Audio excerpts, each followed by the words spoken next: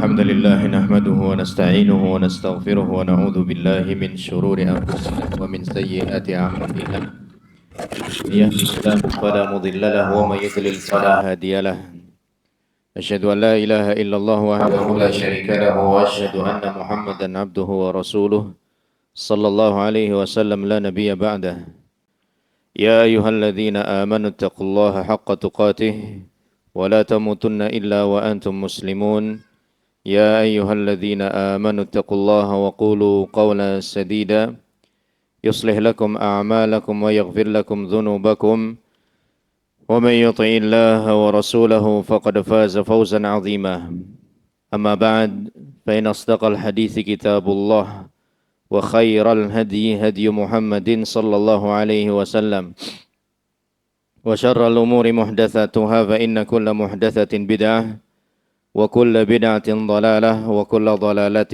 في النار. Jamaah rahimani Allah wa iyyakum. Kita masih dalam pembahasan pembagian perbuatan syirik kepada Allah Subhanahu wa taala. Syirik besar di sini beliau sebutkan beberapa macam di antaranya yang sudah kita bahas pada pertemuan yang lalu. Pertama, syirik doa atau dalam doa halaman 157. Kemudian yang kedua, syirik dalam niatan, keinginan dan tujuan. Ketiga, syirik dalam ketaatan. Dan keempat, syirik dalam mahabbah. Di halaman 158 dan kita mulai pembahasan kita di hari ini dari bagian yang keempat ini. Syirik mahabbah. Menyekutukan Allah Subhanahu wa taala dalam kecintaan yang sifatnya untuk Allah Subhanahu wa taala, yaitu menyamakan Allah dengan selainnya dalam hal kecintaan. Dia mencintai selain Allah dengan kecintaan yang semestinya hanya dia alamatkan kepada Allah Subhanahu wa taala saja. Dalilnya adalah firman Allah dalam suratul Baqarah ayat 165. Wa minan nasi may yattakhidhu min dunillahi andada yuhibbunahum ka hubbillah. Dan di antara manusia ada orang-orang yang menyembah Tuhan selain Allah sebagai tandingan. Apa yang mereka lakukan terhadap sesembahan-sesembahan selain Allah itu yang mereka cintai seperti mencintai Allah. Mereka itu mencintai sesembahannya, berhala-berhalanya kah, sebagaimana rasa cinta mereka kepada Allah Subhanahu wa taala. Mestinya kecintaan yang semacam ini hanya dipersembahkan buat Allah, tetapi mereka persembahkan buat Allah, juga buat selain Allah. Ini dinamakan dengan syirik. Ya, ini dinamakan dengan syirik. Nah, faedah turunannya adalah ketika seseorang mencintai selain Allah, sama seperti dia kadarnya seperti mencintai Allah saja sudah salah, bagaimana lagi dengan orang yang lebih mencintai selain Allah dan tidak mencintai Allah Subhanahu wa taala, atau lemah kadar cintanya kepada Allah Subhanahu wa taala, tentu kesalahannya lebih berat di sisi Allah Ta'ala. Yang kadarnya sama saja, rasa cinta dia kepada Allah sekian, rasa cinta dia kepada selain Allah sekian, itu sudah dianggap sebagai sebuah kesalahan, bahkan kesyirikan, apalagi ketika rasa cinta dia kepada selain Allah lebih besar dibandingkan kepada Allah Subhanahu wa Ta'ala. Walladzina amanu asyaddu hubban lillah. Adapun orang-orang yang beriman, sangat besar cinta mereka kepada Allah Subhanahu wa taala. Mereka mengedepankan rasa cinta mereka kepada Allah Subhanahu wa taala dibandingkan yang lain. Dan memang ini selalu menjadi PR kita, tugas kita, mendahulukan Allah Subhanahu wa taala dibandingkan yang lain. Rasulullah sallallahu alaihi wasallam bersabda, la yu'minu ahadukum hatta akuna ahabba ilaihi min waladihi wa walidihi wan nasi ajmain. Tidaklah sempurna keimanan salah seorang di antara kalian sampai aku lebih dia cintai. Aku di sini maksudnya Rasulullah sallallahu alaihi wasallam, dan mencintai Rasul sama dengan mencintai Allah Subhanahu wa taala, satu paket. ya, melebihi rasa cintanya kepada anaknya, kepada orang tuanya, dan kepada seluruh manusia. Dan Umar radhiyallahu anhu mengatakan, la anta ahabbu ilayya min kulli syai' illa min nafsi. Wahai Rasulullah, sungguh engkau lebih kucintai daripada segala sesuatu, bahkan kecuali daripada diriku sendiri. Kalau suruh milih, aku masih milih diriku sendiri. Kata Nabi SAW, tidak demikian wahai Umar. Harus di atas segala sesuatu, bahkan terhadap dirimu sendiri. Maka Umar pun mengatakan, mulai sekarang aku lebih mencintai dirimu dibandingkan diriku sendiri. Ya. Nah, kadang hal semacam ini terjadi saat kita harus memilih mana yang kita prioritaskan. Apakah yang Allah mau ataukah yang kita mau. Kita masih seringkali mendahulukan apa yang kita mau dibandingkan apa yang Allah mau. Makanya kita terus belajar. Terus meminta kepada Allah Subhanahu wa taala agar dikaruniakan cinta kepada Allah Subhanahu wa taala. Allahumma inni as'aluka hubbak wa hubba man yuhibbuk wa hubbal amalil ladzi yuqarribuni ila hubbik. Ya Allah, aku mohon rasa cinta kepadamu, cinta terhadap orang yang mencintaimu, dan cinta terhadap amalan yang membuatku dekat denganmu. Kadang ada amal soleh yang sebenarnya bisa membuat kita dekat dengan Allah, tapi kita enggak tertarik. Padahal amal itu bisa kita lakukan. Bahkan termasuk yang mudah untuk kita lakukan, tetapi tidak ada rasa tertarik untuk melaksanakannya. Lebih mengedepankan rasa malasnya. Ya, lebih mengedepankan rasa malasnya. Walau yaral ladzina zalamu idz yarawna al-'adzaba anna al-quwwata lillahi jami'a wa anna Allaha syadidul 'adzab. Mengenai 4 macam syirik besar ini dapat dilihat penjelasannya dalam Fathul Majid syarah Kitabu At-Tauhid. Nah, ini tentang syirik besar dan beberapa bentuknya yang disebutkan oleh penulis rahimahullahu ta'ala. Yang kedua, syirik asghar, syirik kecil. Syirik kecil tidak menjadikan pelakunya keluar dari agama Islam, tetapi ia mengurangi kesempurnaan tauhid dan merupakan wasilah kepada syirik besar. Bisa. Nanti insya Allah ada penjelasannya bagaimana syirik kecil itu menjerumuskan pada akhirnya seorang hamba dalam perbuatan syirik besar. Jadi jangan terjebak dengan penyematan sifat kecil, seolah sepele, seolah remeh, seolah enggak bahaya, tetap berbahaya. Syirik kecil, walaupun kecil, dia tetap perbuatan syirik kepada Allah Subhanahu wa taala, walaupun dia tidak membuat pelakunya keluar dari Islam. Ya, walaupun dia tidak menjadikan pelakunya keluar dari Islam, tapi bisa menjadi sarana. Syirik asghar ada 2 macam. Syirik zahir, yang pertama syirik yang sifatnya nyata, terang-terangan, kasat mata, dalam bentuk sumpah, dalam bentuk ucapan dan perbuatan. Misalnya sumpah dengan nama selain Allah Subhanahu wa taala. Ini dikategorikan oleh para ulama sebagai syirik kecil. Man halafa bi ghairillahi faqad kafara aw asyrak. Barang siapa yang bersumpah dengan nama selain Allah, maka ia telah berbuat kekufuran atau kesyirikan. Syirik dan kufur yang dimaksud di sini adalah syirik atau kufur kecil, tetapi tetap berbahaya. Ibnu Mas'ud radhiyallahu anhu mengatakan, la an ahlifa billahi kadziban ahabbu ilayya min an ahlifa bi ghairillahi shadiqan.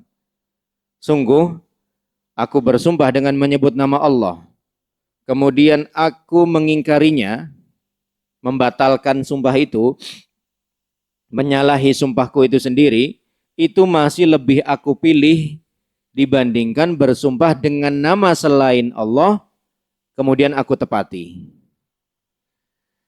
Menyalahi sumpah kesalahan atau bukan kesalahan? Kesalahan. Tetapi bersumpah dengan nama selain Allah kesalahannya lebih fatal. Walaupun dia tepati. Ya, walaupun dia tepati. Ini bukan sebagai bentuk anjuran, bukan, akan tetapi sebagai sebuah peringatan keras. Sampai sebegitunya kondisi di mana kita harus menghindari praktik sumpah dengan nama selain Allah Subhanahu wa taala. Dan yang seperti ini masih banyak, ya. Kaum muslimin karena memang ketidakfahamannya, ya, belum tahu mereka bersumpahnya demi Allah, demi Rasulullah katanya. Ya, mungkin kita masih pernah dengar kayak begitu. Demi Allah, demi Rasulullah, ya. Pengennya mantap begitu dalam sumpahnya, tapi itu nggak boleh, salah. Karena sumpah itu hanya untuk Allah Subhanahu wa taala. Ya, demi Allah, demi Rasulullah. Parah lagi, demi apa aja deh, ya. Demi apa aja katanya. Ya. Demi apa aja? Apa aja itu kan semuanya masuk, ya. Yang pertama tadi masih mending itu, demi Allah, demi Rasulullah itu masih mending dalam tanda kutip. Yang lebih parah daripada itu demi apa aja. Yang boleh bersumpah dengan demi apa aja cuman Allah Subhanahu wa taala, ya. Ada nggak di dalam Al-Quran Allah bersumpah dengan demi apa aja segala sesuatu? Ada. Fala uqsimu bima tubsirun wa ma la tubsirun. Ya. Kata Allah Subhanahu wa taala, sungguh aku bersumpah dengan sesuatu yang bisa kalian lihat dan sesuatu yang tidak bisa kalian lihat. Berarti seolah Allah sedang berkata bagaimana? Aku bersumpah dengan segala sesuatu. Ya. Kalau Allah boleh dengan segala sesuatu atau dengan nama makhluk mana saja yang Allah inginkan. Wal fajr, wasyams, wattin, wadduha, wal adiyati dhabha, dan lain sebagainya. Boleh semuanya. Allah Subhanahu wa taala bebas memilihnya. Adapun kita sebagai hambanya tidak boleh. Qutailah binti Saifi al-Juhaniyah radhiyallahu anha menuturkan bahwa ada seorang Yahudi yang datang kepada Nabi sallallahu alaihi wasallam dan berkata, sesungguhnya kamu sekalian, para sahabat Nabi SAW maksudnya, melakukan perbuatan syirik.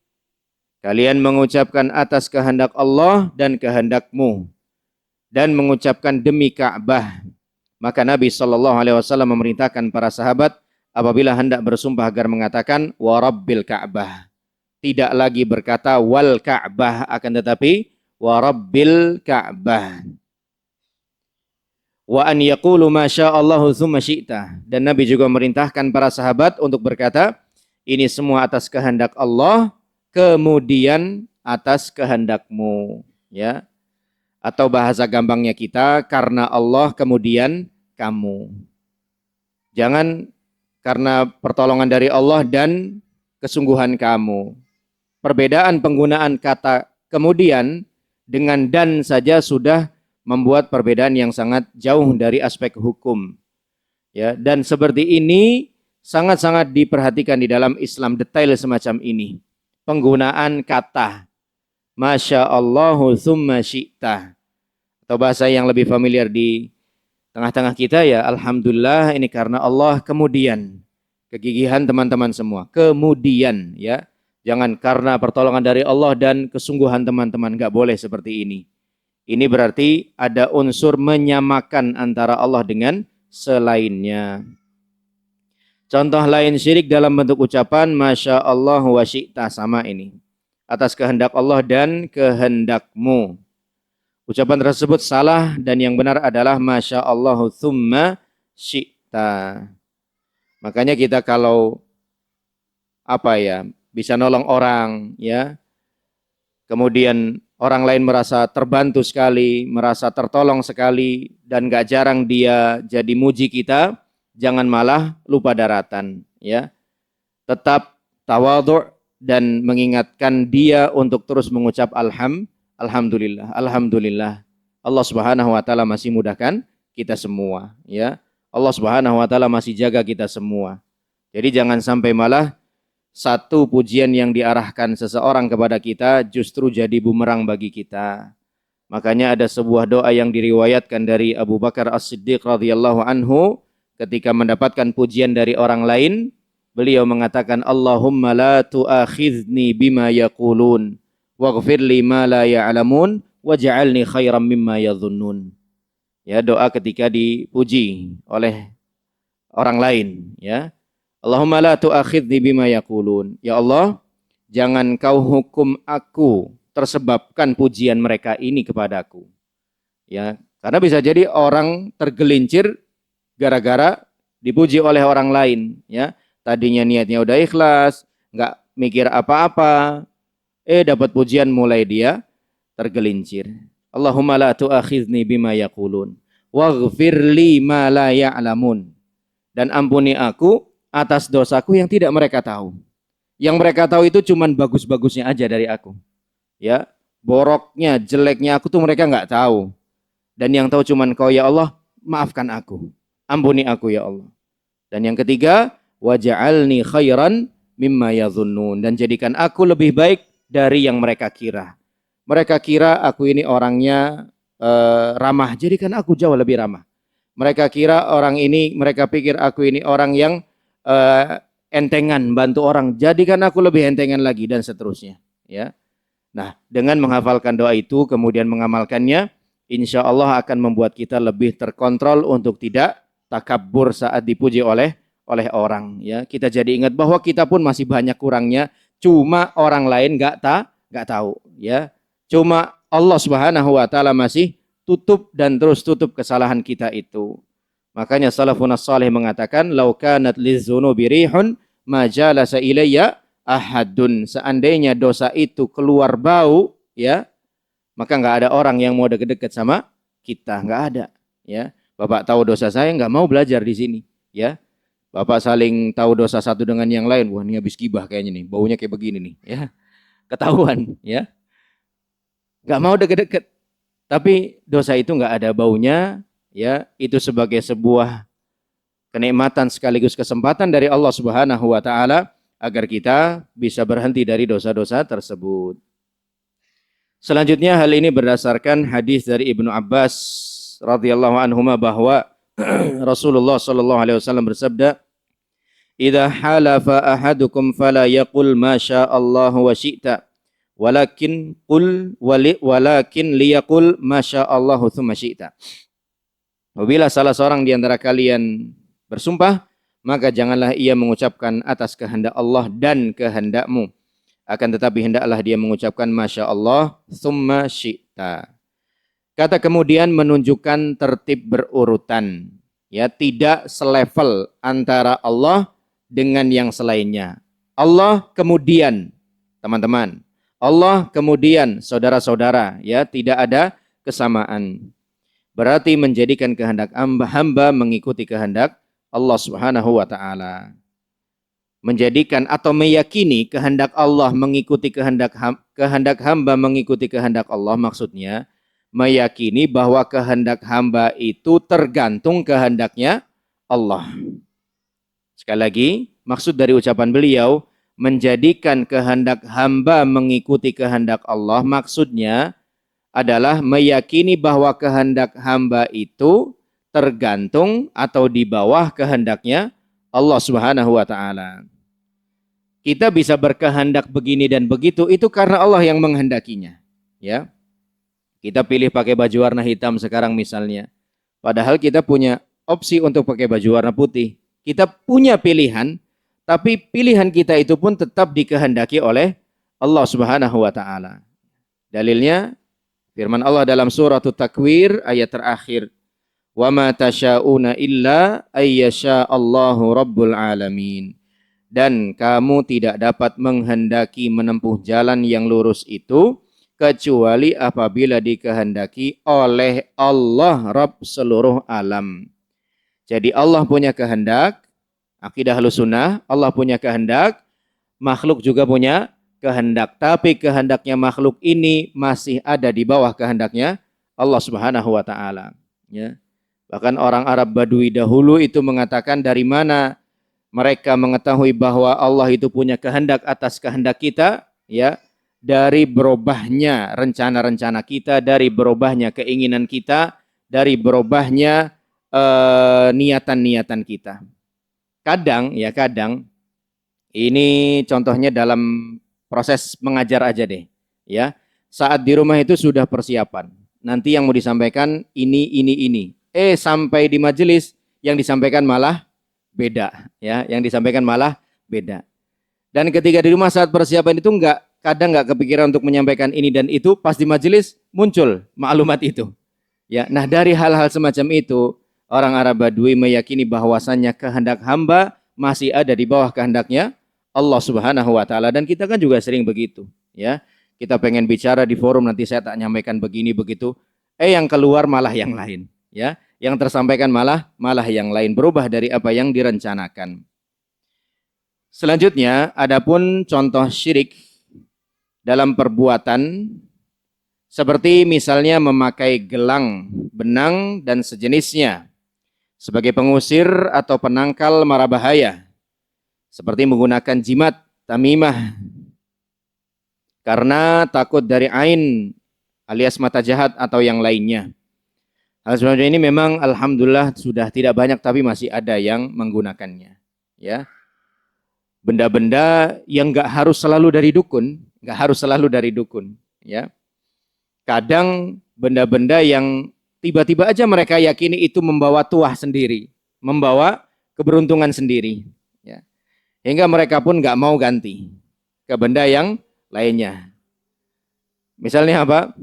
Kendaraan. Ya, kamu punya duit buat ganti mobil, kok nggak ganti mobil? Ini bohoki nih mobil nih. Ya. Ini mobil bohoki. Makanya nggak pernah saya lepas ini. Ya. Padahal mungkin dia bisa ganti yang lebih bagus. Ya. Tapi karena ada keyakinan itu tadi, ini bawa hoki nih. Itu sama seperti jimat secara nggak langsung. Jadi jimat itu nggak harus selalu dari dukun. Kadang dia sendiri yang memunculkannya. Ya. Bisa kendaraan, bisa apa sajalah. Ya. Jadi nggak boleh seorang muslim itu punya keyakinan benda ini, benda itu bawa hoki. Ya.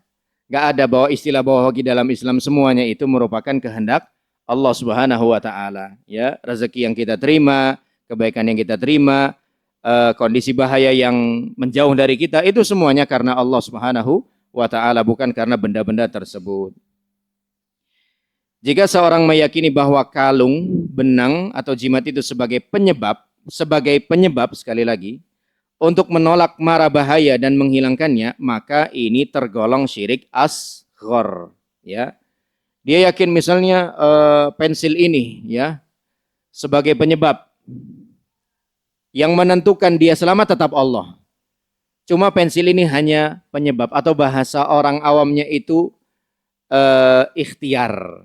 Ya, wasilah perantara, maka ini tergolong syirik asghar. Kenapa? Karena menjadikan sesuatu sebagai sebab, padahal Allah tidak pernah menjadikannya sebagai sebab. Ya, entah sebab syar'i, entah sebab kauni. Sebab itu kan ada dua macam, ya. Sebab secara syar'i, sebab secara kauni. Sebab secara syar'i itu adalah sebuah sebab yang memang di dalam syariat Allah sebutkan, Allah tetapkan dia sebagai sebab. Misalnya, di antara sebab dilapangkan rezeki dan dipanjangkan usia adalah ngapain? Silaturahim. Ya. Man ahabba an yubsatalahu fi rizqihi wa yunsa'alahu fi atharihi falyasil rahimahu. Barang siapa yang ingin panjangkan umurnya, ingin dilapangkan rezekinya, maka hendaknya silaturahim. Maka silaturahim merupakan sebab syar'i, ya. Sebab kauni adalah sebuah sebab yang memang secara kaun, secara ketentuan Allah Subhanahu wa Ta'ala, Allah jadikan sebagai sebuah sebab. Misalnya apa? Sebab daripada turunnya demam diantaranya adalah dengan minum paracetamol. Keterangannya dalam syariat nggak ada.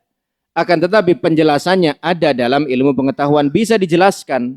Nggak cuma berdasarkan katanya dan katanya. Ya. Maka kita kalau mau mengambil sebuah sebab alias berikhtiar, perhatikanlah. Ada tidak dia tergolong sebagai sebab syar'i, atau minimal dia tergolong sebagai sebab kauni. Ya. Kalau dia sebagai sebab syar'i, lakukan. Atau kalau dia sebagai sebab kauni, lakukan juga. Tapi kalau sebab syar'i enggak ada, sebab kauni enggak ada, jangan ditempuh. Ya, misalnya transfer penyakit ke sebutir telur misalnya. Ya, kan ada pengobatan begitu. Yang terakhir lagi aneh lagi, minum oli. Ya, ini lagi-lagi dari mana nih? Ada aja idenya orang. Ya, minum oli. Ya. Subhanallah, ini enggak syar'i, enggak ada, kauni juga enggak ada, ya jangan ditempuh, ya. Jangan dilakukan ikhtiar seperti ini dan jangan mudah terjebak dengan kata-kata ikhtiar. Ikhtiar itu kan memang dari bahasa Arab ya, bersumber dari bahasa Arab. Seolah sesuatu yang menggunakan bahasa Arab itu sudah auto boleh begitu, padahal enggak, ya. Dilihat lagi ikhtiarnya apakah diperkenankan atau tidak. Dilarang atau tidak, ya. Kalau dilarang ya jangan, kalau tidak dilarang ya silahkan. Kemudian ini catatannya di garis bawahi tadi adalah jika seorang meyakini bahwa kalung benang jimat itu sebagai penyebab, penentunya tetap Allah, maka seperti ini hukumnya syirik asghar. Kenapa? Karena Allah tidak menjadikan sebab hilangnya mara bahaya dengan hal-hal tersebut, ya, dengan hal-hal tersebut. Adapun jika dia sampai meyakininya bukan cuma sebagai sebab tapi penentu, kalung dan yang lainnya itu dapat menolak atau mengusir mara bahaya dengan sendirinya alias sebagai penentu, bukan lagi cuma sebagai sebab, maka perbuatan ini tergolong syirik besar, tergolong syirik akbar. Karena ia menggantungkan diri kepada selain Allah Subhanahu wa taala. Makanya ketika Nabi SAW melihat salah seorang sahabat, kalau nggak salah Imran bin Husain radhiyallahu anhu memakai gelang, Nabi SAW langsung tegur dia. Mahadza, ya. Apa ini? Versi yang lain dimaknai apa-apaan ini. Dua-duanya bisa, ya. Kemudian laki-laki tersebut mengatakan minal wahinati ya Rasulullah. Ini karena aku sedang sakit. Aku butuh pakai gelang ini untuk menangkal penyakit. Maka Nabi SAW langsung saat itu juga mengatakan, inzi'ha, lepaskan benda itu. Fa innaka law mutta wa hiya 'alaika ma aflahta abada. Karena sesungguhnya kalau benda itu masih ada padamu sampai kamu mati, kamu tidak akan pernah selamat selama-lamanya. Maka dibuang oleh laki-laki tersebut. Ya, Nabi SAW tanpa bertanya, kamu yakinnya ini gelang penyebab atau penentu? Ya, nggak ditanya begitu sama Nabi SAW. Kalau penyebab, mending lah, alhamdulillah. Ya. Kalau penentu, udah, jangan. Nabi nggak mendetail begitu pertanyaannya. Pokoknya lepaskan benda itu sebagai tindakan preventif. Ya, daripada dibiarkan kemudian jatuh dalam perbuatan syirik, mendingan sudah tidak usah diberikan kesempatan sama sekali. Mau dia memakainya meyakini sebagai penentu, lebih parah, atau meyakininya hanya sebagai sebab tetap bahaya. Karena pelan-pelan namanya hati itu lemah, ya. Tadinya awalnya cuma meyakini sebagai penyebab, lama-lama kok sering beneran sembuh, kok sering beneran ketolong, akhirnya bergeser keyakinannya sedikit demi sedikit, pada akhirnya dia meyakini gelang itu sebagai penentu, bukan lagi sebagai sebab, ya, bukan lagi sebagai sebuah sebab. Ya, nah, maka termasuk dalam pembahasan ini penggunaan gelang-gelang kesehatan katanya itu, ya. Kalau memang terbukti secara ilmiah, kedokteran, benda-benda itu memang misalnya katanya dapat memperlancar sirkulasi darah, katanya wallahu alam bisawab, silahkan. Ya, sekali lagi, kalau terbukti secara ilmiah. Kalau tidak, ya tidak usah dipakai. Yang kedua, syirik asghar yang kedua, kalau tadi syirik asghar yang pertama adalah syirik zahir, syirik yang tampak, yang nyata. Sekarang yang kedua, syirik asghar khafi, samar, tersembunyi. Khafi itu samar. Makanya dalam hukum tajwid ada yang namanya ikhfa, ya, ada yang namanya ikhfa, dibaca dengan samar. Yaitu syirik dalam hal keinginan dan niat, contohnya seperti riya, beramal soleh tapi ingin dipuji orang, atau sum'ah, ingin didengar orang dan dipuji akhirnya juga. Perbedaan antara riya dengan sum'ah, riya itu berkaitan dengan sesuatu yang dilihat, sum'ah itu berkaitan dengan sesuatu yang didengar, ya. Biasanya sum'ah itu menimpa atau mengenai orang-orang yang bacaan Qur'annya bagus, ya, pandai bicara, kemudian azan, lantunan azannya indah, itu kaitannya dengan sum'ah karena dengan sesuatu yang didengar, ya. Akan tetapi kalau sesuatu yang dilihat, ya gerakan sholat misalnya diperbagus, diperindah, supaya dianggap sebagai orang yang soleh, orang yang khusyuk, yang bagus sholatnya, itu disebut dengan riya. Ya, tujuannya sama-sama ingin mendapatkan pujian dari orang lain.